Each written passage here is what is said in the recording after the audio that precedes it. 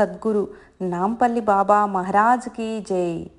నెల్లూరు నివాసి శ్రీ జయచంద్రారెడ్డి గారు ఒకసారి మాస్టర్ గారి ఆదేశం మేరకు శ్రీ నాంపల్లి బాబా గారిని దర్శించటానికి వచ్చారట. వరుసగా 3 రోజులు దర్శనానికి రాగా 3వ రోజు మాత్రమే బాబాగారు వారి వంక చూసి టీ సిగరెట్టు కావాలని అడిగారట.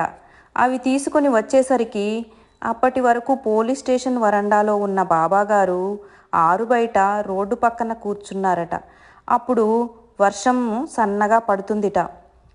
ఆ వర్షంలోనే టీ సిగరెట్టు తెచ్చి వాటిని బాబాగారి చేతిలో ఉంచి నమస్కరించి లేచి చూసేసరికి బాబాగారు పడుకున్న ప్రదేశం మాత్రం చుట్టూ 1 అడుగు దూరం వర్షం అసలు పడటం లేదు. మిగిలిన ప్రదేశం అంతా సన్నగా జల్లు పడుతూనే ఉందట. ఇటువంటి అద్భుతమైన సంఘటన దర్శించే భాగ్యం ఆ సదరు గురుబంధువుకు లభించటం వారి అదృష్టం.